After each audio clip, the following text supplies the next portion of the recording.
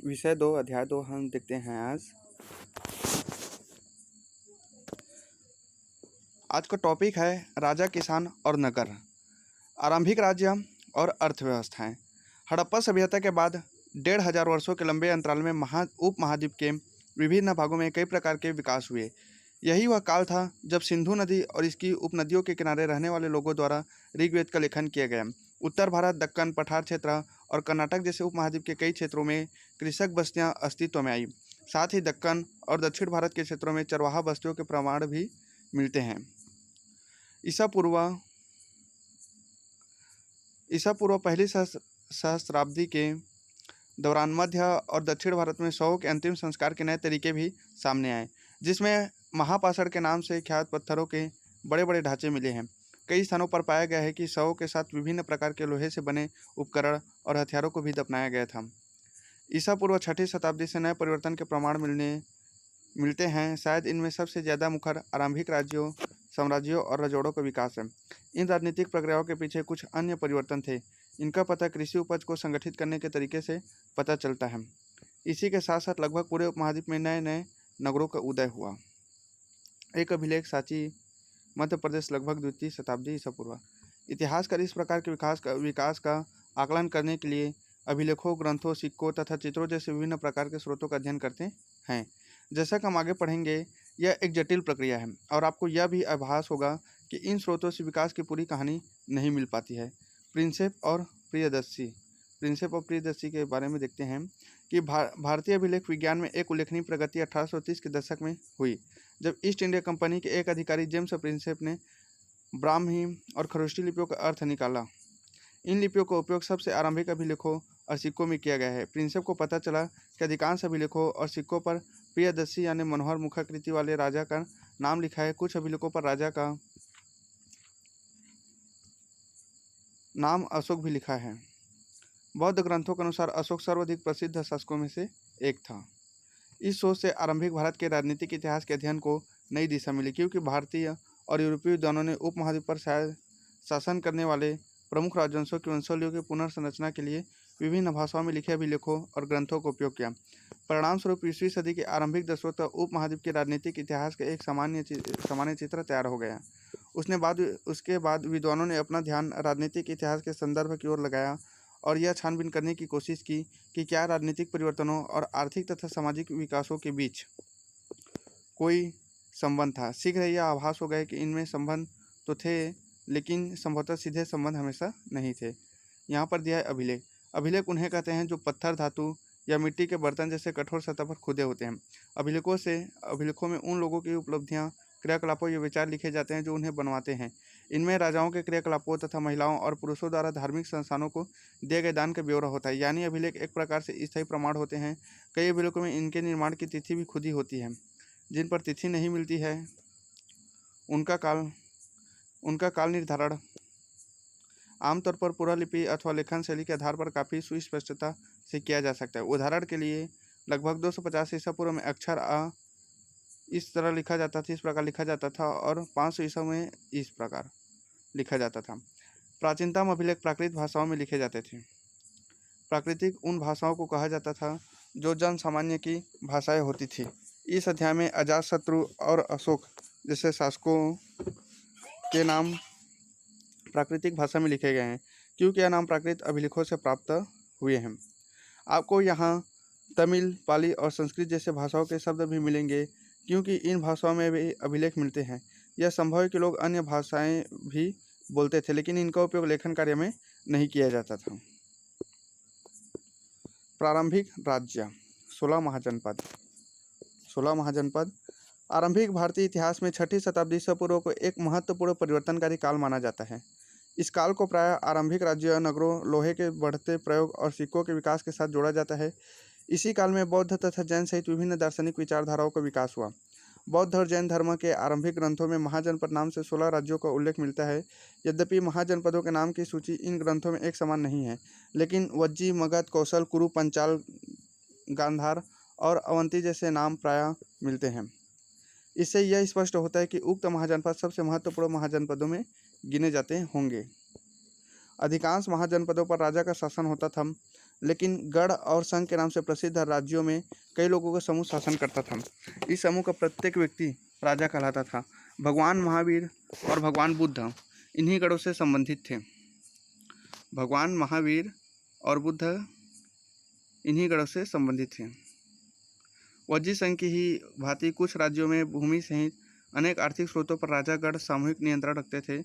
यद्यपि स्रोतों के अभाव में इन राज्यों के इतिहास पूरी तरह लिखे नहीं जा सकते, लेकिन ऐसे कई राज्य लगभग 1000 साल तक बने रहे। प्रत्येक महाजनपद की एक राजधानी होती थी जिसे प्रायः किले से घेरा जाता था। किलेबंद राजधानियों का रखरखाव और प्रारंभिक सेनाओं और नौकाशाही के लिए भारी आर्थिक स्रोत की आवश्यकता होती थी।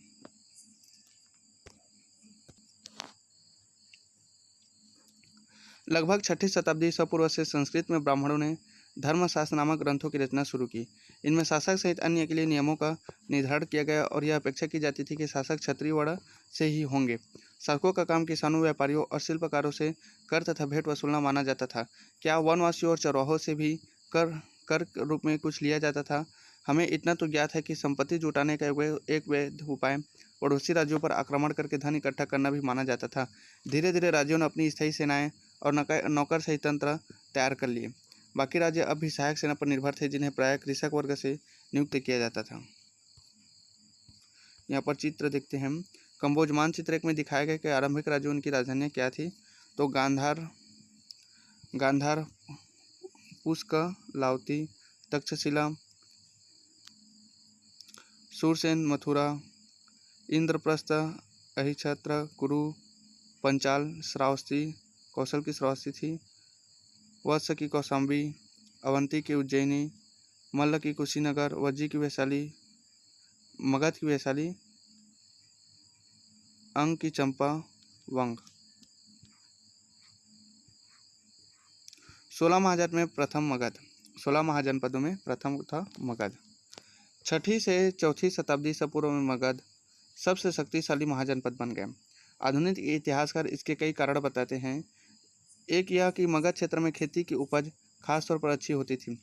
दूसरे यह कि लोहे की खदानें भी आसानी से उपलब्ध थी, जिससे उपकरण और हथियार बनाना सरल होता था। जंगली क्षेत्रों में हाथी उपलब्ध थे, जो सेना के एक महत्वपूर्ण अंग थे। साथ ही गंगा और इसकी उपनदियों से आवागमन सस्ता और सुलभ होता था। लेकिन आरंभिक जैन और बौद्ध लेखकों ने मगध की महत्ता का कारण विभिन्न शासकों की नीतियों को बताया है। इन लेखकों के अनुसार बिंबिसार, अजातशत्रु और महापद्मनंद जैसे प्रसिद्ध राजा अत्यंत महत्वाकांक्षी शासक थे और इनके मंत्री उनकी नीतियां लागू करते थे। प्रारंभ में राजगांव आधुनिक बिहार के राजगीर का प्राकृतिक नाम है, मगध की राजधानी थी। यह रोचक बात है कि इस शब्द का अर्थ है राजाओं का घर। पहाड़ियों के बीच बसा राजगांव एक किलेबंद शहर था। बाद में 4ठी शताब्दी ईसा पूर्व में पाटलिपुत्र को राजधानी बनाया गया, जिसे अब पटना कहा जाता है, जिसकी गंगा के रास्ते आवागमन के मार्ग पर महत्वपूर्ण अवस्थिति थी। भाषा और लिपियाँ अशोक के अधिकांश अभिलेख प्राकृत में हैं, जबकि पश्चिमोत्तर से मिले अभिलेख अरामेइक और यूनानी भाषा में हैं। प्राकृतिक के अधिकांश अभिलेख ब्राह्मी लिपि में लिखे गए थे, जबकि पश्चिमोत्तर के कुछ अभिलेख खरोष्ठी में लिखे गए थे। अरामेइक और यूनानी लिपियों का प्रयोग अफगानिस्तान में मिले अभिलेखों में किया गया था। एक आरंभिक साम्राज्य। मगध के विकास के साथ साथ मौर्य साम्राज्य के उदय हुआ। मौर्य साम्राज्य के संस्थापक चंद्रगुप्त मौर्य 321 ईसा पूर्व का शासन पश्चिमोत्तर में अफगानिस्तान और बलूचिस्तान तक फैला था। उनके पौत्र अशोक ने, जिन्हें आरंभिक भारत का सर्वप्रसिद्ध शासक माना जा सकता है, कलिंग आधुनिक उड़ीसा पर विजय प्राप्त की। मौर्य वंश के बारे में जानकारी प्राप्त करना।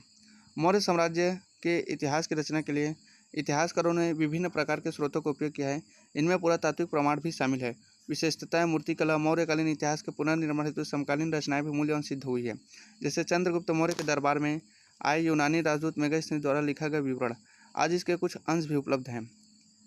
एक और स्रोत जिनका उपयोग प्राय किया जाता है वह है अर्थशास्त्र। संभवतः इसके कुछ भागों की रचना कौटिल्य या चाणक्य ने की थी, जो चंद्रगुप्त के मंत्री थे। साथ ही मौर्य शासकों का उल्लेख परवर्ती जैन, बौद्ध और पौराणिक ग्रंथों तथा संस्कृत वाङ्मय में भी मिलता है। यद्यपि उक्त साक्ष्य बड़ी उपयोगी है, लेकिन पत्थरों और स्तंभों पर मिले अशोक के अभिलेख प्रायः सबसे मूल्यवान स्रोत माने जाते हैं। अशोक वह पहला सम्राट था जिसने अपने अधिकारियों और प्रजा के लिए संदेश प्राकृतिक पत्थरों और पालिश किए हुए स्तंभों पर लिखवाए थे। अशोक ने अपने अभिलेखों के माध्यम से धर्म का प्रचार किया। इनमें बड़ों के प्रति आदर, सन्यासियों और ब्राह्मणों के प्रति उदारता, सेवकों और दासों के साथ उदार व्यवहार तथा दूसरे के धर्मों और परंपराओं का आदर शामिल है। साम्राज्य का प्रशासन। अब साम्राज्य का प्रशासन कैसे चलता था देखते हैं। मौर्य साम्राज्य के 5 प्रमुख राजनीतिक केंद्र थे। राजधानी पाटलिपुत्र और 4 प्रांतीय केंद्र तक्षशिला, उज्जैनी, तोसली और सुवर्णगिरी। इन सब का उल्लेख अशोक के अभिलेखों में किया गया है। यदि हम इन अभिलेखों का परीक्षण करें तो पता चलता है कि आधुनिक पाकिस्तान के पश्चिमोत्तर सीमांत प्रांत से लेकर आंध्र प्रदेश, उड़ीसा और उत्तराखंड तक हर स्थान पर एक जैसे संदेश उत्कीर्ण किए गए थे। क्या इतने विशाल साम्राज्य की प्रशासनिक व्यवस्था समान रही होगी? इतिहासकार अब इस निष्कर्ष पर पहुंचे कि ऐसा संभव नहीं था। साम्राज्य में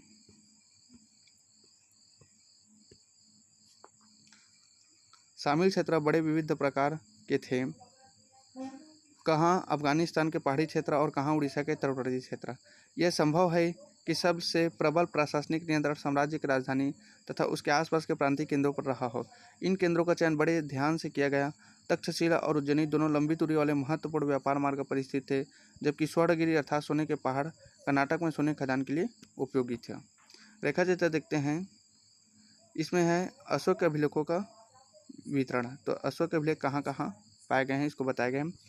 तो कंधार में मानसेहरा, शहबाजगढ़ी, तक्षशिला, कलसी, टोपरा, बहपुर, बैराट, भाबरू, गुजर, मेरठ, कौशाम्बी, अहरौरा, सारनाथ, निगाली सागर, रुम्मीन, देई, रामपुरवा, लौरिया नंदनगढ़, लौरिया अर्राज, पाटलिपुत्र, सहसराम, अहरौरा, सांची, उज्जैनी, गिरनार, सोपारा, सन्नती, मास्की, शिशुपालगढ़, जौगढ़, कलिंग, ब्रह्मगिरी, निस्तूर, राज, मंडगिरी, उदय, गुलाम, जातिंग, रामेश्वर, सिंहपुर इत्यादि। साम्राज्य के संचालक के लिए भूमि और नदियां दोनों मार्गों से आवागमन बना रहता अत्यंत आवश्यक था। राजधानी से प्रांतों तक जाने में कई सप्ताह या महीनों का समय लगता होगा। इसका अर्थ यह है कि यात्रियों के लिए खान पान की व्यवस्था और उनकी सुरक्षा भी करनी पड़ती होगी। यह स्पष्ट प्रतीत होता है कि सेना सुरक्षा का एक प्रमुख माध्यम रही होगी। मेगास्मिथ ने सैनिक गतिविधियों के संचालन के लिए एक समिति और 6 उप समितियों का उल्लेख किया है। इनमें से एक का काम नौसेना का संचालन करना था, तो दूसरी यातायात और खान पान का संचालन करती थी, तीसरी का काम पैदल सैनिकों का संचालन, चौथी का अश्वारोहियों, पांचवी का रथारोहियों तथा छठी का काम हाथियों का संचालन करना था। दूसरी उप समिति का दायित्व विभिन्न प्रकार का था। उपकरणों के ढोने के लिए बैलगाड़ियों की व्यवस्था, सैनिकों के लिए भोजन और जानवरों के लिए चारे की व्यवस्था करना तथा सैनिकों की देखभाल के लिए सेवकों और शिल्पकारों की नियुक्ति करना। अशोक ने अपने साम्राज्य को अखंड बनाए रखने का प्रयास किया। ऐसा उन्होंने धम्म के प्रचार के द्वारा भी किया। जैसा कि हमने अभी ऊपर पढ़ा, धम्म के सिद्धांत बहुत ही साधारण और सार्वभौमिक थे। अशोक के अनुसार धम्म के माध्यम से लोगों का जीवन इस संसार में और इसके बाद के संसार में अच्छा होगा। धम्म के प्रचार के लिए धम्म महामत नाम से विशेष अधिकारियों की नियुक्ति की गई थी। सम्राट के अधिकारी क्या क्या कार्य करते थे? मेगास्थित की विवरण का एक अंश दिया गया है। साम्राज्य के महान अधिकारियों में से कुछ नदियों की देखरेख और भूमि का मापन का काम करते थे, जैसा कि मिस्र में होता था। कुछ प्रमुख नहरों से उपनहरों के लिए छोड़े जाने वाले पानी के मुख्य द्वार का निरीक्षण करते थे, ताकि हर स्थान पर पानी की समान पूर्ति हो सके।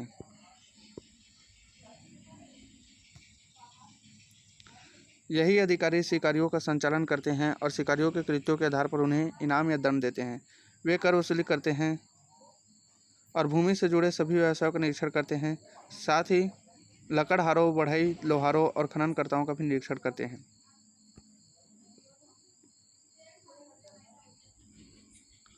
मौर्य साम्राज्य कितना महत्वपूर्ण था, अब देखते हैं मौर्य साम्राज्य के बारे में। 19वीं सदी में जब इतिहासकारों ने भारत के आरंभिक इतिहास की रचना करनी शुरू की तो मौर्य साम्राज्य को इतिहास का एक प्रमुख काल माना गया। इस समय भारत ब्रिटिश साम्राज्य के अधीन एक औपनिवेशिक देश था। 19वीं और आरंभिक 20वीं सदी के भारतीय इतिहासकारों को प्राचीन भारत में एक ऐसे साम्राज्य की संभावना बहुत चुनौतीपूर्ण तथा उत्साहवर्धक लगी। साथ ही प्रस्तर मूर्तियों सहित मौर्यकालीन सभी पुरातत्व एक अद्भुत कला के प्रमाण थे जो साम्राज्य की पहचान माने जाते थे। इतिहासकारों को लगा कि अभिलेखों पर लिखे संदेश अन्य शासकों के अभिलेखों से भिन्न हैं। इसमें उन्हें यह लगा कि अन्य राजाओं की अपेक्षा अशोक एक बहुत शक्तिशाली और परिश्रमी शासक थे। साथ ही वे बाद के उन राजाओं की अपेक्षा विनीत भी थे जो अपने नाम के साथ बड़ी बड़ी उपाधियां जोड़ते थे। इसलिए इनमें कोई आश्चर्यजनक बात नहीं थी कि 20वीं सदी के राष्ट्रवादी नेताओं ने भी अशोक को प्रेरणा का स्रोत माना। फिर भी मौर्य साम्राज्य कितना महत्वपूर्ण था। यह साम्राज्य मात्र 150 साल तक ही चल पाया, जिसे उपमहाद्वीप के इस लंबे इतिहास में बहुत बड़ा काल नहीं माना जा सकता। इसके अतिरिक्त यदि आप मानचित्र 2 को देखें तो पता चलेगा कि मौर्य साम्राज्य उपमहाद्वीप के सभी क्षेत्रों में नहीं फैल पाया था। यहाँ तक कि साम्राज्य की सीमा के अंतर्गत भी नियंत्रण एक समान नहीं था। दूसरी शताब्दी से पूर्व आते आते उपमहाद्वीप के कई भागों में नए नए शासक और रजवाड़े स्थापित होने लगे। सेना के लिए हाथी पकड़ना। अर्थशास्त्र में सैनिक और प्रशासनिक संगठन के बारे में विस्तृत विवरण मिलते हैं। मिसाल के तौर पर हाथी को पकड़ने के उपाय के बारे में उसमें यह लिखा गया है। हाथी वनों के संरक्षक, हाथियों को पालने वाले लोगों, हाथी के पैरों में जंजीर बांधने वाले लोगों, सीमा रक्षकों, वनवासियों और महावतों के साथ मिलकर 5 से 7 हथनियों की मदद से जंगली हाथियों द्वारा गिराए गए मलमूत्र को पहचानते हुए उन्हें पकड़ने का काम करते थे। यूनानी स्रोतों के अनुसार मौर्य सम्राट के पास 6 लाख पैदल सैनिक, 30,000 घुड़सवार तथा 9,000 हाथी थे। कुछ इतिहासकार इस वितरण को अतिशयोक्तिपूर्ण मानते हैं। राजधर्म के नवीन सिद्धांत। अब राजधर्म के नवीन सिद्धांत के बारे में जानते हैं। दक्षिण के राजा और सरदार। उपमहाद्वीप के दक्कन और उससे दक्षिण के क्षेत्र में स्थित तमिलकम अर्थात तमिलनाडु एवं आंध्र प्रदेश और केरल के कुछ हिस्से में चोल, चेर और पांड्य जैसी सरदारियों का उदय हुआ। ये राज्य बहुत ही समृद्ध और स्थायी सिद्ध हुए। सरदार और सरदारी। सरदार एक शक्तिशाली व्यक्ति होता है जिसका पद वंशानुगत भी हो सकता है और नहीं भी। उसके समर्थक उसके खानदान के लोग होते हैं। सरदार के कार्यों में विशेष अनुष्ठान का संचालन, युद्ध के समय नेतृत्व करना और विवादों को सुलझाने में मध्यस्थता की भूमिका निभाना शामिल है। वह अपने अधीन लोगों से भेंट लेता है, जबकि राजा कर वसूली करते हैं और अपने समर्थकों में उस भेंट का वितरण करते हैं। सरदारी में सामान्यतः कोई स्थायी सेना या अधिकारी नहीं होते हैं। हमें इन राज्यों के बारे में विभिन्न प्रकार के स्रोतों से जानकारी मिलती है। उदाहरण के तौर पर प्राचीन तमिल संगम ग्रंथों में ऐसी कविताएं हैं जो सरदारों का विवरण देती है कि उन्होंने अपने स्रोतों का संकलन और वितरण किस प्रकार से किया। कई सरदार और राजा लंबी दूरी के व्यापार द्वारा राजस्व जुटाते थे। इनमें मध्य और पश्चिमी भारत के क्षेत्रों पर शासन करने वाले सातवाहन लगभग द्वितीय शताब्दी से पूर्व से द्वितीय शताब्दी ईस्वी तक और उपमहाद्वीप के पश्चिमोत्तर और पश्चिम में शासन करने वाले मध्य एशियाई मूल के शासक शामिल थे। उनके सामाजिक उद्गम के बारे में अधिक जानकारी तो नहीं है, लेकिन जैसा कि हम सातवाहन शासकों के बारे में अध्याय 3 में पढ़ेंगे कि एक बार सत्ता में आने के बाद उन्होंने कई सामाजिक अस्तित्व का दावा कई प्रकार से किया। दैविक राजा। राजाओं के लिए उच्च स्थिति प्राप्त करने का एक साधन विभिन्न देवी देवताओं के साथ जुड़ना था। मध्य एशिया से लेकर पश्चिमोत्तर भारत तक शासन करने वाले कुषाण शासकों ने लगभग प्रथम शताब्दी ईसा पूर्व से प्रथम शताब्दी ईस्वी तक इस उपाय का सबसे अच्छा उदाहरण प्रस्तुत किया। कुषाण इतिहास की रचना अभिलेखों और साहित्य परंपरा के माध्यम से की गई है। जिस प्रकार के राजधर्म को कुषाण शासकों ने प्रस्तुत करने की इच्छा की, उसका सर्वोत्तम प्रमाण उनके सिक्कों और मूर्तियों से प्राप्त होता है। उत्तर प्रदेश में मथुरा के पास माठ के एक देव स्थान पर कुषाण शासकों की विशालकाय मूर्तियां लगाई गई थीं। अफगानिस्तान के एक देव स्थान पर भी इसी प्रकार की मूर्तियां मिली है। कुछ इतिहासकारों का मानना है कि इन मूर्तियों के जरिए कुषाण स्वयं को देवतुल्य प्रस्तुत करना चाहते थे। कई कुषाण शासकों ने अपने नाम के आगे देवपुत्र की उपाधि भी लगाई थी। संभवतः वे उन चीनी शासकों से प्रेरित हुए होंगे जो स्वयं को स्वर्गपुत्र कहते थे। चौथी शताब्दी ईस्वी में गुप्त साम्राज्य सहित कई बड़े साम्राज्यों के साथ साक्ष्य मिलते हैं। इनमें से कई साम्राज्य सामंतों पर निर्भर थे, अपना निर्वाह स्थानीय संसाधनों द्वारा करते थे। जिसमें भूमि पर नियंत्रण भी शामिल था। वे शासकों का आदर करते थे और उनकी सैनिक सहायता भी करते थे। जो सामंत शक्तिशाली होते थे वे राजा भी बन जाते थे, और जो राजा दुर्बल होते थे वे बड़े शासकों के अधीन हो जाते थे। गुप्त शासकों का इतिहास साहित्य, सिक्कों और अभिलेखों की सहायता से लिखा गया है। साथ ही कवियों द्वारा अपने राजा या स्वामी की प्रशंसा में लिखी प्रशस्तियाँ भी उपयोगी रही है। यद्यपि इतिहासकार इन रचनाओं के आधार पर ऐतिहासिक तथ्य निकालने का प्रयास किया करते थे। पांड्य सरदार सेनगुत्तुवन की वन यात्रा। यह तमिल महाकाव्य शिल्प पाठ्यक्रम का एक अंश है।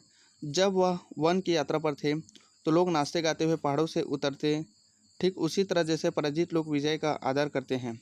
वे अपने साथ उपहार लाए जिनमें हाथी दांत, सुगंधित लकड़ी, हिरणों के बाल से बने चंवर, मधु, चंदन, गेरू, सुरमा, हल्दी, इलायची, मिर्च इत्यादि वस्तुएं। वे अपने साथ नारियल, आम, जड़ी बूटी, फल, प्याज, गन्ना, फूल, सुपारी, केला, बाघों के बच्चे, शेर, हाथी, बंदर, भालू, हिरण, कसूरी मृग, लोमड़ी, मोर, जंगली मुर्गे, बोलने वाले तोते आदि भी लाएं।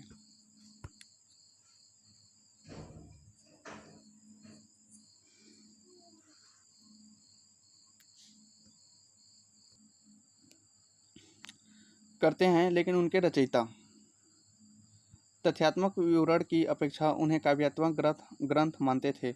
उदाहरण के तौर पर इलाहाबाद स्तंभ अभिलेख के नाम से प्रसिद्ध प्रयाग प्रशस्ति की रचना हरिशेठ, जो स्वयं गुप्त सम्राटों के संभवतः सबसे शक्तिशाली सम्राट समुद्रगुप्त के राजकवि थे, ने संस्कृत में की थी। समुद्रगुप्त की प्रशस्ति, यह प्रयाग प्रशस्ति का एक अंश है। धरती पर उनका कोई प्रतिद्वंदी नहीं था।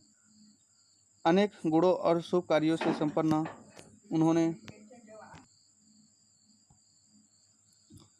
उन्होंने पैर के तलवे से अन्य राजाओं के यश को मिटा दिया है। वे परमात्मा पुरुष हैं, साधु की समृद्धि और असाधु के विनाश के कारण हैं। वे अज्ञ हैं, उनके कोमल हृदय को भक्ति और विनय से ही वश में किया जा सकता है। वे करुणा से भरे हुए हैं।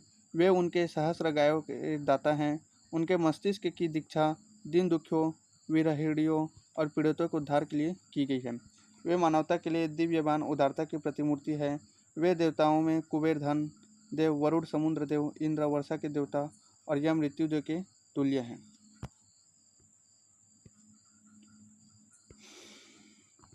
बदलता हुआ देहात, जनता में राजा की छवि। राजाओं के बारे में प्रजा क्या सोचती थी? स्वाभाविक है कि अभिलेखों से सभी जवाब नहीं मिलते हैं। वस्तुतः साधारण जनता द्वारा राजाओं के बारे में अपने विचारों और अनुभव के विवरण कम ही छोड़े गए हैं। फिर भी इतिहासकारों ने इसका निराकरण करने का प्रयास किया है। उदाहरण के तौर पर जातक और पंचतंत्र जैसे ग्रंथों में वर्णित कथाओं की समीक्षा करके इतिहासकारों ने पता लगाया है कि इनमें से अनेक कथाओं के स्रोत मौखिक किस्से कहानियाँ हैं, जिन्हें बाद में लिपिबद्ध किया गया होगा। जातक कथाएँ पहली सहस्राब्दी के ईस्वी के मध्य में पाली भाषा में लिखी गई है। गंध तिंदु जातक नामक एक कहानी में बताया गया है कि एक कुटिल राजा की प्रजा किस प्रकार से दुखी रहती है। इन लोगों में वृद्ध महिलाएं, पुरुष किसान, पशुपालक, ग्रामीण बालक और यहाँ तक कि जानवर भी शामिल हैं। जब राजा अपनी पहचान बदलकर प्रजा के बीच में यह पता लगाने गया कि लोग उसके बारे में क्या सोचते, तो एक एक करके सब ने अपने दुखों के लिए राजा को भला बुरा कहा। उनकी शिकायत थी कि रात में डकैत उन पर हमला करते हैं तो दिन में कर इकट्ठा करने वाले अधिकारी। ऐसी परिस्थिति से बचने के लिए लोग अपने अपने गांव छोड़कर जंगलों में बस गए। जैसा कि इस कथा से पता चलता है कि राजा और प्रजा, विशेषकर ग्रामीण प्रजा के बीच संबंध तनावपूर्ण रहते थे, क्योंकि शासक अपने राजकोष को भरने के लिए बड़े बड़े कर की मांग करते थे, जिससे किसान खासतौर पर त्रस्त रहते थे। इस जातक कथा से पता चलता है कि इस संकट से बचने का एक उपाय जंगल की ओर भाग जाना होता था। इसी बीच करों की बढ़ती मांग को पूरा करने के लिए किसानों ने उपज बढ़ाने और उपाय ढूंढने शुरू किए। गुजरात की सुदर्शन झील। मानचित्र में गिरनार ढूंढिए। सुदर्शन झील एक कृत्रिम जलाशय था। हमें इसका ज्ञान लगभग दूसरी शताब्दी ईस्वी के संस्कृत के एक पाषाण अभिलेख से होता है। इस अभिलेख को शक शासक रुद्रदमन की उपलब्धियों का उल्लेख करने के लिए बनवाया गया था।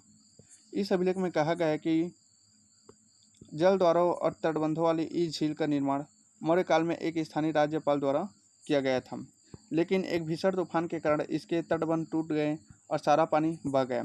बताया जाता है कि तत्कालीन शासक रुद्र दमन ने इस झील की मरम्मत अपने खर्चे से करवाई थी और इसके लिए अपनी प्रजा से कर भी नहीं लिया था। इसी पाषाण खंड पर एक और अभिलेख लगभग 5वीं सदी है, जिसमें कहा गया है कि गुप्त वंश के एक शासक ने एक बार फिर इस झील की मरम्मत करवाई थी। धान की रोपाई उन क्षेत्रों में की जाती है जहां पानी बहुतायत मात्रा में होता है। इसमें पहले धान के बीज अंकुरित करके पानी से भरे खेतों में पौधों की रोपाई की जाती है। चूँकि ज़्यादा मात्रा में पौधे बच जाती है, अतः इससे धान की उपज बढ़ जाती है। उपज बढ़ाने के तरीके। उपज बढ़ाने का एक तरीका हल का प्रचलन था, जो छठी शताब्दी ईस्वी से ही गंगा और कावेरी की घाटियों के उर्वर कछारी क्षेत्र में फैल गया था। जिन क्षेत्रों में भारी वर्षा होती थी, वहां लोहे के फाल वाले हलों के माध्यम से उर्वर भूमि की जुताई की जाने लगी। इसके अलावा गंगा के घाटी में धान की रोपाई की वजह से उपज में भारी वृद्धि होने लगी। हालांकि किसानों को इसके लिए कमर तोड़ मेहनत करनी पड़ती थी। यद्यपि लोहे के फाल वाले हल की वजह से फसलों की उपज बढ़ने लगी, लेकिन ऐसे हलों का उपयोग उपमहाद्वीप के कुछ हिस्सों में होता था। पंजाब और राजस्थान जैसे अर्ध शुष्क जमीन वाले क्षेत्रों में लोहे के फाल वाले हल का प्रयोग 20वीं सदी में शुरू हुआ। जो किसान उपमहाद्वीप के पूर्वोत्तर और मध्य पर्वतीय क्षेत्रों में रहते थे, उन्होंने खेती के लिए कुदाल का प्रयोग किया, जो ऐसे इलाके के लिए कहीं अधिक उपयोगी था। उपज बढ़ाने का एक और तरीका कुओं, तालाबों और कहीं कहीं नहरों के माध्यम से सिंचाई करना था। व्यक्तिगत लोगों और कृषक समुदाय ने मिलकर सिंचाई के साधन निर्मित किए। व्यक्तिगत तौर पर तालाबों, कुओं और नहरों जैसे सिंचाई साधन निर्मित करने वाले लोग प्रायः राजा या प्रभावशाली लोग थे, जिन्होंने अपने इन कामों का उल्लेख अभिलेखों में भी करवाया। ग्रामीण समाज में विभिन्नताएं। यद्यपि खेती की इन नई तकनीकों से उपज तो बढ़ी, लेकिन इसके लाभ समान नहीं थे। इस बात के प्रमाण मिलते हैं कि खेती से जुड़े लोगों में उत्तरोत्तर भेद बढ़ता जा रहा था। कहानियों में, विशेषकर बौद्ध कथाओं में, भूमिहीन खेतिहर श्रमिकों, छोटे किसानों और बड़े बड़े जमींदारों का उल्लेख मिलता है। पाली भाषा में गहपति का प्रयोग छोटे किसानों और जमींदारों के लिए किया जाता था। बड़े बड़े जमींदार और ग्राम प्रधान शक्तिशाली माने जाते थे, जो प्रायः किसानों पर नियंत्रण रखते थे।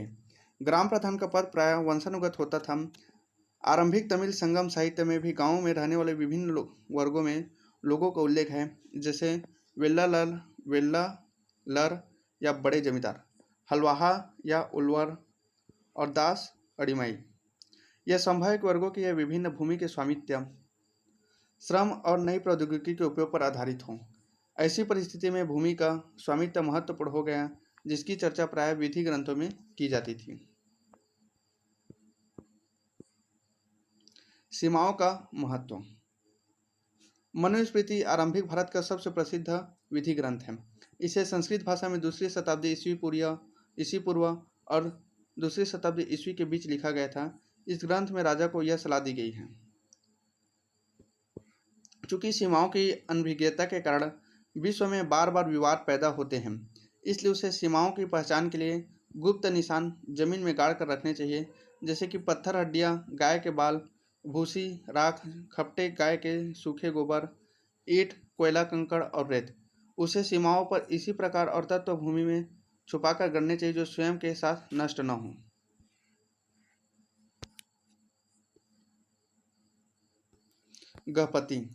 गहपति घर का मुखिया होता था और घर में रहने वाली महिलाओं, बच्चों, नौकरों और दासों पर नियंत्रण करता था। घर से जुड़े भूमि, जानवर या अन्य सभी वस्तुओं का वह मालिक होता था। कभी कभी इस शब्द का प्रयोग नगरों में रहने वाले सम्राट व्यक्तियों और व्यापारियों के लिए भी होता था। भूमिदार और नए सम्राट। ग्रामीण। एक छोटे गांव का जीवन।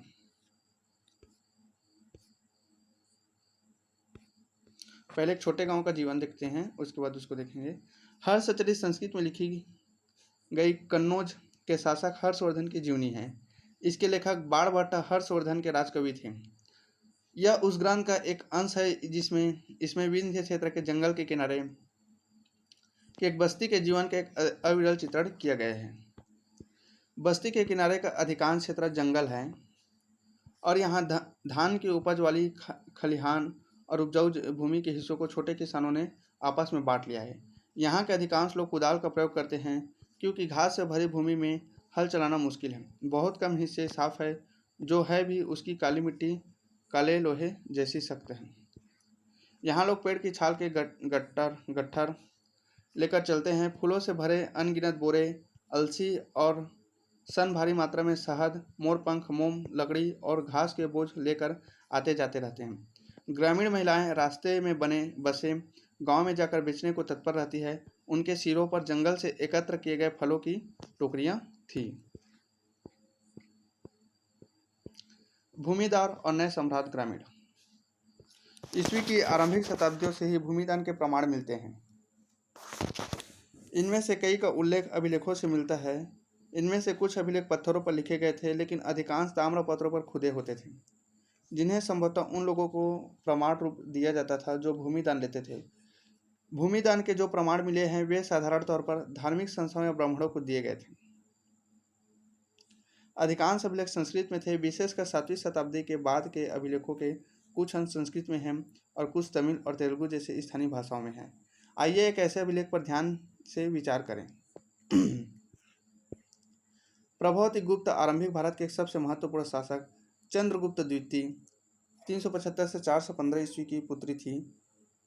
चंद्रगुप्त द्वितीय का समय था 375 से 415 ईस्वी। जिसकी पुत्री थी कौन थी? प्रभावती। उसका विवाह दक्कन पठार के वाकाटक परिवार में हुआ था, जो एक महत्वपूर्ण शासक वंश था। संस्कृत धर्मशास्त्रों के अनुसार महिलाओं को भूमि जैसी संपत्ति पर स्वतंत्र अधिकार नहीं था, लेकिन एक अभिलेख से पता चलता है कि प्रभावती भूमि की स्वामी थी और उसने दान भी किया था। इसका एक कारण यह हो सकता है क्योंकि वह एक रानी आरंभिक भारतीय इतिहास की ज्ञात कुछ रानियों में से एक थी और इसलिए उनका यह उदाहरण एक बिरला ही रहा हो। यह भी संभव है कि धर्मशास्त्रों को हर स्थान पर समान रूप से लागू नहीं किया जाता हो। अभिलेख से हमें ग्रामीण प्रजा का भी पता चलता है। इसमें ब्राह्मण, किसान तथा अन्य प्रकार के वर्ग शामिल थे जो शासकों या उनके प्रतिनिधियों को कई प्रकार की वस्तुएं प्रदान करते थे। अभिलेख के अनुसार इन लोगों को गांव के नए प्रधान की आज्ञाओं का पालन करना पड़ता था और संभवतः अपने भुगतान उसे ही देने पड़ते थे। इस प्रकार भूमिदान अभिलेख देश के कई हिस्सों में प्राप्त हुए हैं। क्षेत्रों में दान में दी गई भूमि की माप में अंतर है। कहीं कहीं छोटे छोटे टुकड़े तो कहीं कहीं बड़े बड़े क्षेत्र में दान दिए गए हैं। साथ ही भूमिदान में दान प्राप्त करने वाले लोगों के अधिकारों में भी क्षेत्रीय परिवर्तन मिलते हैं। इतिहासकारों में भूमिदान का प्रभाव एक गर्म वाद विवाद का विषय बना हुआ है। कुछ इतिहासकार का मानना है कि भूमिदान शासक वंश द्वारा कृषि को नए क्षेत्रों में प्रोत्साहित करने की एक रणनीति थी, जबकि कुछ का कहना है कि भूमिदान से दुर्बल होते राजनीतिक प्रभुत्व का संकेत मिलता है, अर्थात राजा का शासन सामंतों पर दुर्बल होने लगा तो उन्होंने भूमिदान के माध्यम से अपने समर्थक जुटाने प्रारंभ कर दिए। उनका यह भी मानना है कि राजा स्वयं को उत्कृष्ट स्तर के मानव के रूप में प्रदर्शित करना चाहते थे। जैसा कि पिछले अंश में हम देख चुके हैं, उनका नियंत्रण ढील होता जा रहा था, इसलिए अपनी शक्ति का आडंबर प्रस्तुत करना चाहते थे। प्रभावती गुप्त और दंगुन गांव। प्रभावती गुप्त ने अपने अभिलेख में कहा है, प्रभावती ग्राम कुटुंबियों, गांव के गृहस्थ और कृषक, ब्राह्मणों और दंगुन गांव के अन्य निवासियों को आदेश देती है। आपको ज्ञात हो कि कार्तिक शुक्ल पक्ष की द्वादशी तिथि को धार्मिक पुण्य प्राप्ति के लिए इस ग्राम को जल अर्पण के साथ आचार्य चनाल स्वामी को दान दिया गया है। आपको इनके सभी आदेशों का पालन करना चाहिए। एक अग्रहार के लिए उपयुक्त निम्नलिखित रियायतों का निर्देश भी देती हूँ। इस गांव में पुलिस या सैनिक प्रवेश नहीं करेंगे। दौरे पर आने वाले शासकीय अधिकारियों को यह गांव घास देने और आसन में प्रयुक्त होने वाली जानवरों की खाल और कोयला देने के दायित्व से मुक्त हैं। साथ ही वे मदिरा खरीदने और नमक हेतु खुदाई करने के राजसी अधिकार को कार्यान्वित किए जाने से मुक्त है। इस गांव को खनिज पदार्थ और खदीर वृक्ष के उत्पाद देने से भी छूट है। फूल और दूध देने से भी छूट है। इस गांव का दान इसके भीतर की संपत्ति और बड़े बड़े सभी करों सहित किया गया है। इस राज्यादेश को 13वें राज्य वर्ष में लिखा गया है और इसे चक्रदास ने उत्कीर्ण किया है। अग्रहार उस भूभाग को कहते हैं जो ब्राह्मणों को दान दिया जाता था। ब्राह्मणों से भूमिहर कर या अन्य प्रकार से कर नहीं वसूले जाते थे। ब्राह्मणों को स्वयं स्थानीय लोगों से कर वसूलने का अधिकार था। नगर एवं व्यापार। नए नगर आइए उन नगरों की बात करते हैं जिनका विकास लगभग 6ठी शताब्दी ईसा पूर्व में हुआ। उपमहाद्वीप के विभिन्न क्षेत्रों में हुआ, जैसा कि हमने पढ़ा है कि इनमें से अधिकांश नगर महाजनपदों की राजधानियां थी। प्राय सभी नगर संचार मार्गों के किनारे बसे थे। पाटलिपुत्र जैसे कुछ नगर नदी मार्ग के किनारे बसे थे। उज्जैनी जैसे अन्य नगर भूतल मार्गों के किनारे थे। इसके अलावा पोहार जैसे नगर समुद्र तट पर थे, जहां से समुद्री मार्ग प्रारंभ हुए। मथुरा जैसे अनेक नगर व्यावसायिक, सांस्कृतिक और राजनीतिक गतिविधियों के जीवंत केंद्र थे। पाटलिपुत्र का इतिहास। प्रत्येक नगर का अपना इतिहास था। उदाहरण के तौर पर पाटलिपुत्र का विकास पाटलिग्राम नाम के एक गांव से हुआ। फिर 5वीं सदी ईसा पूर्व में मगध शासकों ने अपनी राजधानी राजगाह से हटाकर इसे बस्ती में लाने का निर्णय किया और इसका नाम बदल दिया। 4वीं शताब्दी ईस्वी तक आते आते यह मौर्य साम्राज्य की राजधानी और एशिया के सबसे बड़े नगरों में से एक बन गया। बाद में इसका महत्व कम हो गया और जब चीनी यात्री xuan zang 7वीं सदी ईस्वी में यहाँ आया तो इसे यह नगर खंडहर में बदला मिला और उस समय यहाँ की जनसंख्या भी कम थी। नगरीय जनसंख्या, सम्भ्रांत वर्ग और शिल्पकार।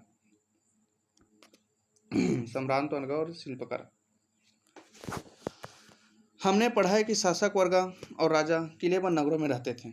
यद्यपि इनमें से अधिकांश स्थलों पर व्यापक रूप से खुदाई करना संभव नहीं है क्योंकि आज भी इन क्षेत्रों में लोग रहते हैं, लेकिन फिर भी यहाँ से विभिन्न प्रकार के पुरावशेष प्राप्त हुए हैं।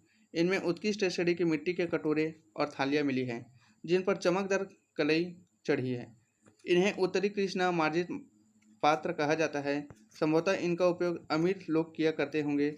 साथ ही सोने, चांदी, कांस्य, तांबे, हाथी दांत, शीशे जैसे तरह तरह के पदार्थों के बने गहने, उपकरण, हथियार, बर्तन, सीप और पक्की मिट्टी मिली है। 2वीं शताब्दी ईसा पूर्व आते आते हमें कई नगरों में छोटे दानात्मक अभिलेख प्राप्त होते हैं। इनमें दाता के नाम के साथ साथ प्राय उसके व्यवसाय का भी उल्लेख होता है। इनमें नगरों में रहने वाले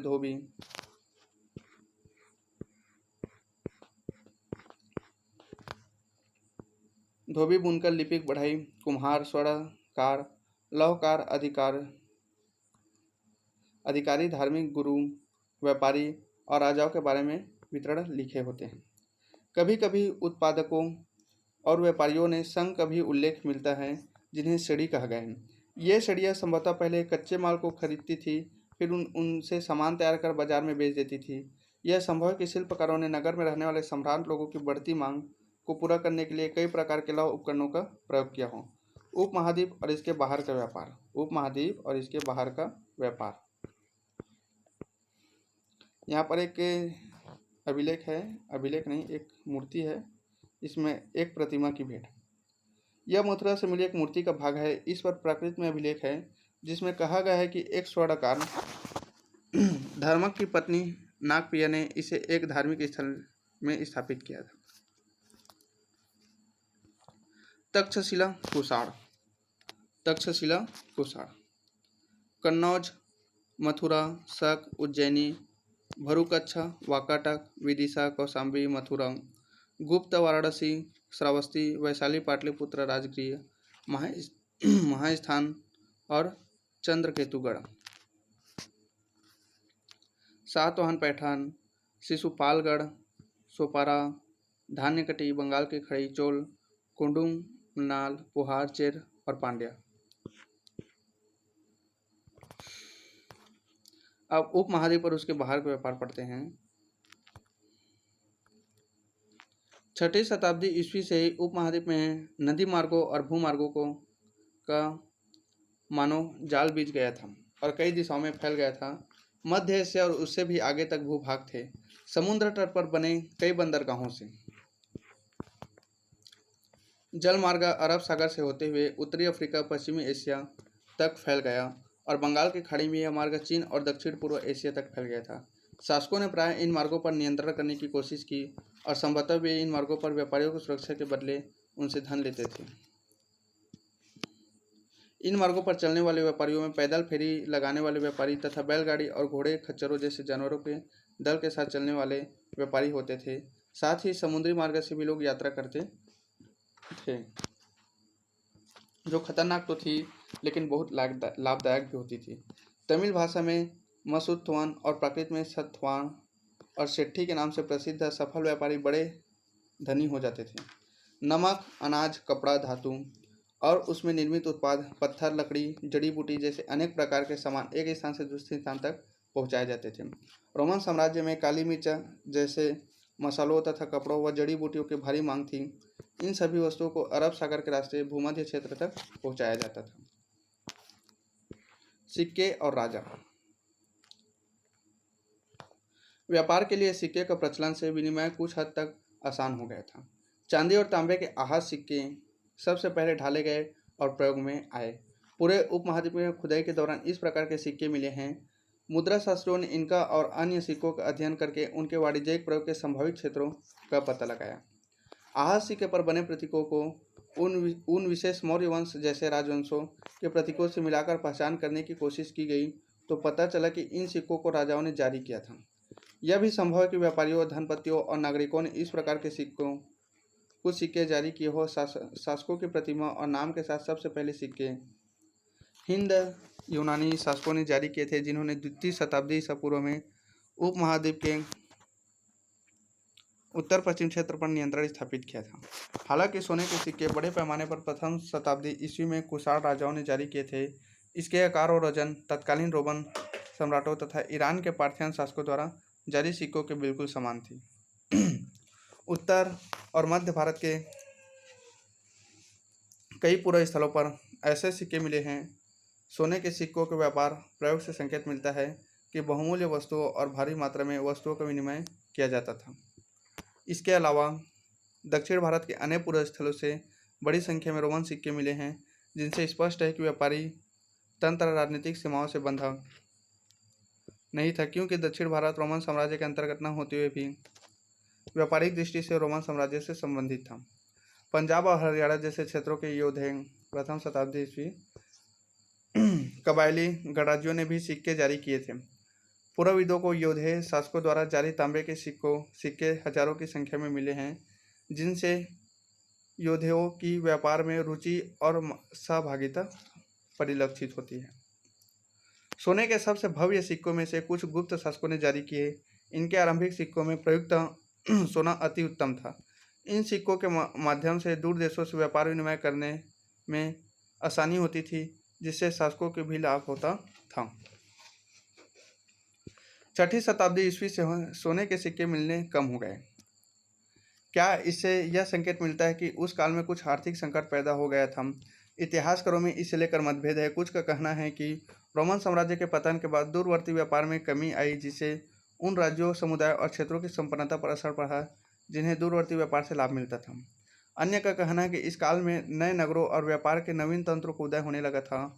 उनका यह भी कहना है कि यद्यपि इस काल के सोने के सिक्कों का मिलना तो कम हो गया, लेकिन अभिलेखों और ग्रंथों में सिक्कों का उल्लेख होता रहा है। क्या इसका अर्थ यह हो सकता है कि सिक्के इसलिए कम मिलते हैं क्योंकि प्रचलन में थे और उनका किसी ने संग्रह करके नहीं रखा था?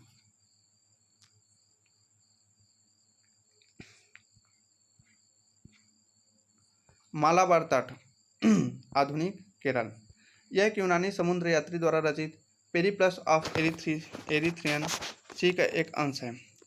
भारी मात्रा में काली मिर्च और दालचीनी खरीदने के लिए बाजार वाले नगरों में वे जहाज भेजते हैं। एक तो यहाँ भारी मात्रा में सिक्कों, पुखराज, सुरमा, मूंगे, कच्चे शीशे, तांबे, टीन और शीशे का आयात किया जाता है। इन बाजारों के आसपास भारी मात्रा में उत्पन्न काली मिर्च का निर्यात किया जाता है। इसके अलावा उच्च कोटि के मोतियों, हाथी दांत, रेशमी वस्त्र और विभिन्न प्रकार के पारदर्शी पत्थरों, हीरो और काले नग और कछुए के खोपड़ी का भारी मात्रा में आयात होता है। तमिलनाडु के कोडुमनाल में बहुमूल्य और कम मूल्यवान पत्थरों से बनाए जाने वाले मूंगों के उद्योग के पुरातात्विक साक्ष्य मिले हैं। यह संभव है कि पेरिप्लस वर्णित पत्थरों को इन्हीं तटवर्ती बंदरगाहों तक स्थानीय व्यापारी लाए होंगे। पेरिप्लस यूनानी भाषा का एक शब्द है जिसका अर्थ समुद्र यात्रा है, और एरिथ्रियन यूनानी भाषा में लाल सागर को कहते हैं।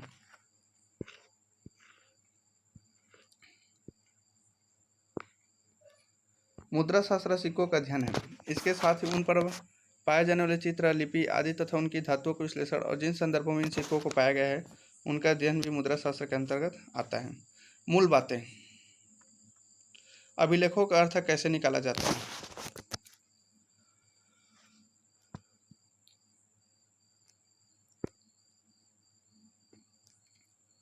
अभिलेखों का अर्थ कैसे निकाला जाता है? अभी तक हम अन्य बातों के अलावा अभिलेखों के अंशों के बारे में अध्ययन कर रहे थे, लेकिन इतिहासकारों को यह कैसे ज्ञात होता है कि अभिलेखों पर क्या लिखा है?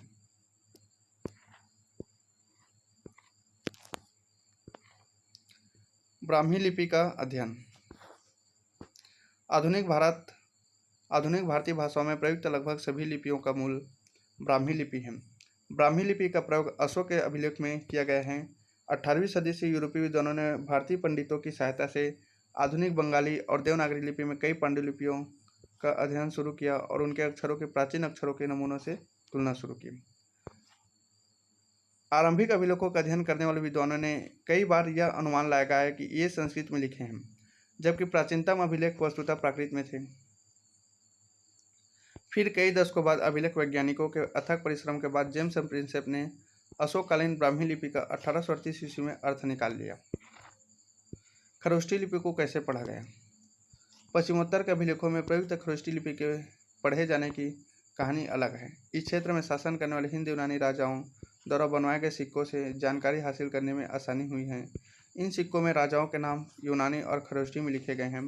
यूनानी भाषा पढ़ने वाले यूरोपीय विद्वानों ने अक्षरों का मेल किया। उदाहरण के तौर पर दोनों लिपियों में अपोलोडोटस का नाम लिखने में एक ही प्रतीक मान लीजिए प्रयुक्त किया गया। चूंकि प्रिंसेप में खरोष्टी में लिखे गए अभिलेखों की भाषा की पहचान प्राकृत के रूप में की थी, इसलिए लंबे अभिलेखों को पढ़ना सरल हो गया। अभिलेखों से प्राप्त ऐतिहासिक साक्ष्य। अभिलेखों से प्राप्त ऐतिहासिक साक्ष्य। इतिहासकारों एवं अभिलेखा शास्त्रियों के काम करने के तरीकों का पता लगाने के लिए आइए अशोक के 2 अभिलेखों को ध्यान से पढ़ें। ध्यान देने योग्य बात है कि अभिलेख में शासक अशोक का नाम कहीं नहीं लिखा है। इसमें अशोक द्वारा अपनाई गई उपाधियों का प्रयोग किया गया है, जैसे कि दवा नापी अर्थात देवताओं का प्रिय और प्रियदर्शी यानी देखने में सुंदर। अशोक नाम अन्य अभिलेखों में मिलता है जिसमें उनके उपाधियां भी लिखी हैं। इन अभिलेखों का परीक्षण करने के बाद अभिलेखा शास्त्रियों ने पता लगाया कि उनके विषय शैली, भाषा और पूरा लिपि विज्ञान सब में समानता है। अतः वे इस निष्कर्ष पर पहुंचे कि उन अभिलेखों को एक ही शासक ने बनवाया था।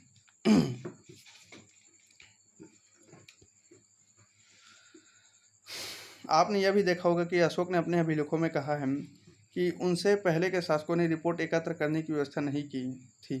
यदि अशोक से पहले के उपमहाद्वीप इतिहास पर विचार करें तो क्या आपको लगता है कि अशोक का यह वक्तव्य सही है? इतिहासकारों को बार बार अभिलेखों में लिखे कथनों का परीक्षण करना पड़ता है ताकि यह पता चल सके जो उनमें लिखा है वह सत्य है, संभव है या फिर अतिशयोक्तिपूर्ण है। क्या आपने ध्यान दिया है कि कुछ शब्द ब्रैकेट में लिखे हैं? अभिलेख शास्त्री प्रायः वाक्यों के अर्थ स्पष्ट करने के लिए ऐसा करते हैं। यह बड़े ध्यान से करना पड़ता है, जिसमें कि लेखक का मूल अर्थ बदल न जाए। इतिहासकारों को और भी परीक्षण करने पड़ते हैं। यदि राजा के आदेश यातायात मार्गों के किनारे और नगरों के पास प्राकृतिक पत्थरों पर उत्कीर्ण थे, तो क्या वहां से आने जाने वाले लोग उन्हें पढ़ने के लिए उस स्थान पर रुकते थे? अधिकांश लोग प्रायः पढ़े लिखे नहीं थे। क्या पाटलिपुत्र में प्रयुक्त प्राकृत उपमहाद्वीप में सभी स्थानों पर लोग समझते थे? क्या राजा के आदेशों का पालन किया जाता था? इन प्रश्नों के उत्तर पाना सदैव आसान नहीं है। इसमें से कुछ समस्या के प्रमाण हमें अशोक के अभिलेख में मिलते हैं, जिसकी व्याख्या प्रायः अशोक की वेदना के प्रतिबिंब के रूप में की जाती है। साथ ही यह युद्ध के प्रति उनकी मनोवृत्ति में परिवर्तन को भी दर्शाता है। जैसा कि हम आगे पढ़ेंगे, यदि हम अभिलेख के शाब्दिक अर्थ के परे समझने का प्रयास करते हैं तो परिस्थिति और भी जटिल हो जाती है। यद्यपि अशोक के अभिलेख आधुनिक उड़ीसा से प्राप्त हुए हैं, लेकिन उनकी वेदना को परिलक्षित करने वाला अभिलेख वहां नहीं मिला है। अर्थात यह अभिलेख उस क्षेत्र में नहीं उपलब्ध है जिस पर विजय प्राप्त की गई थी। इसका हम क्या अर्थ लगाएं? क्या राजा की नव विजय की वेदना उस क्षेत्र के लिए इतनी दर्दनाक थी कि राजा इस मुद्दे पर कुछ कह न सका? राजा के आदेश। राजन देवनापिपिदस्सी यह कहते हैं, अतीत में मसलों को निपटाने और नियमित रूप से सूचना एकत्र करने की व्यवस्थाएं नहीं थी, लेकिन मैंने निम्नलिखित व्यवस्था की है। लोगों के समाचार हम तक प्रतिवेदक सदैव पहुँचाएँ, चाहे मैं कहीं भी हूँ। खाना खा रहा हूँ, अंतःपुर में हूँ, विश्राम कक्ष में हूँ, गौशाले में हूँ, या फिर पालकी में मुझे ले जा रहा हो, अथवा वाटिका में हूँ, मैं लोगों के विषयों का निराकरण हर स्थल पर करूँगा। हिंद यूनानी शासक मेनांडर का एक सिक्का है। राजा की वेदना। जब देवनापिपिदस्सी ने अपने शासक के 8 वर्ष पूरे किए तो उन्होंने कलिंग आधुनिक तटवर्ती पर विजय प्राप्त की।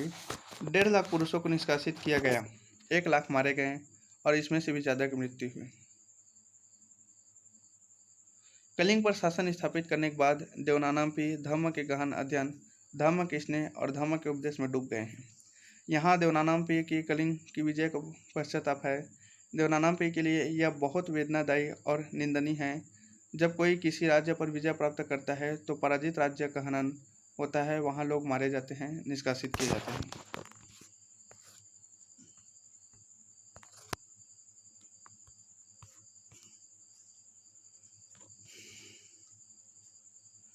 अभिलेख साक्ष्य की सीमा।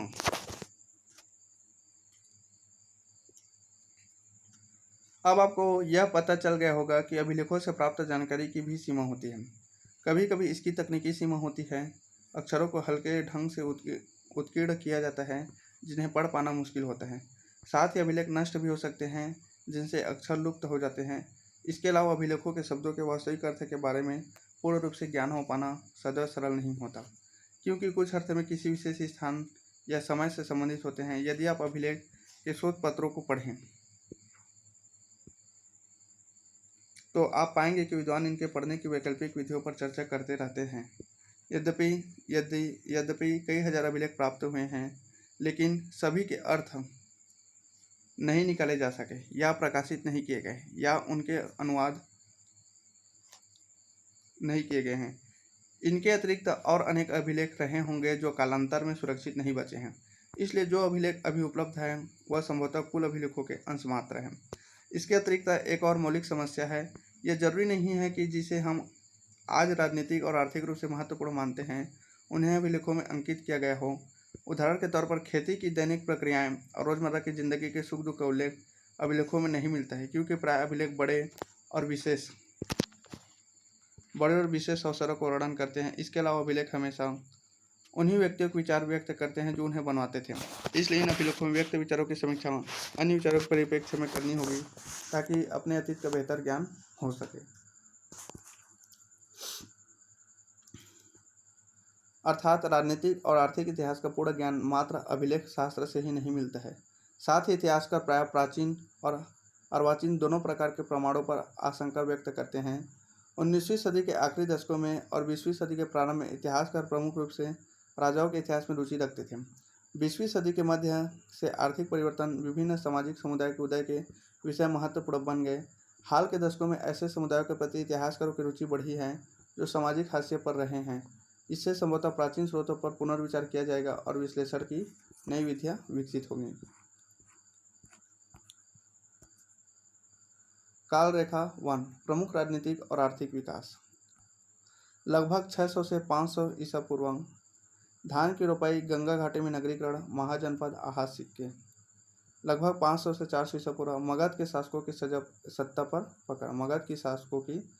पर पकड़। लगभग 327 से 325 ईसा पूर्व सिकंदर का आक्रमण। लगभग 321 ईसा पूर्व चंद्रगुप्त मौर्य का राज्यारोहण। लगभग 231 ईसा पूर्व अशोक का शासन। लगभग 185 ईसा पूर्व मौर्य साम्राज्य का अंत। लगभग 200 से 100 ईसा पूर्व पश्चिमोत्तर में शक शासक, दक्षिण भारत में चोल चेर व पांड्य, दक्कन में सातवाहन। लगभग 100 ईसा पूर्व से 200 ईस्वी तक पश्चिमोत्तर के शक शासक, रोमन व्यापार, सोने के सिक्के। लगभग 78 ईस्वी कनिष्क का राज्यारोहण। लगभग 100 से 200 ईस्वी सातवाहन और शक शासकों द्वारा भूमिदान के अभिलेखीय प्रमाण। लगभग 320 ईस्वी गुप्त शासकों का आरंभ। लगभग 335 से 375 ईस्वी समुद्रगुप्त। 375 से 415 ईस्वी चंद्रगुप्त द्वितीय दक्कन में वाकाटक। लगभग 500 से 600 ईस्वी कर्नाटक में चालुक्यों का उदय और तमिलनाडु में पल्लव का उदय। 606 से 647 ईस्वी कन्नौज के राजा हर्षवर्धन चीनी यात्री ह्वेनसांग की यात्रा। लगभग 712 ईस्वी अरबों के सिंध पर विजय। नोट: आर्थिक विकास का शुद्ध काल निर्धारण आसान नहीं है। काल रेखा 2, अभिलेखा शास्त्र के क्षेत्र में महत्वपूर्ण प्रगति। 18वीं शताब्दी। 1784 में बंगाल एशियाटिक सोसाइटी का गठन। 19वीं शताब्दी 1810 का दशक कॉलिन मैकेंजी ने संस्कृत और तमिल भाषा के 8000 अभिलेख एकत्रित किए। 1838 जेम्स प्रिंसेप द्वारा अशोक के ब्राह्मी अभिलेख का अर्थ लगाना। 1877 अलेक्जेंडर कनिंघम ने अशोक के अभिलेख के एक अंश को प्रकाशित किया। 1886 दक्षिण भारत के अभिलेखों के शोध पत्र एपिग्राफिया कर्नाटिका का प्रथम अंक। 1888 एपिग्राफिया इंडिका का प्रथम अंक। 20वीं शताब्दी 1965 से 66 डीसी सरकार ने Indian epigraphy and Indian epigraphical glossary प्रकाशित की।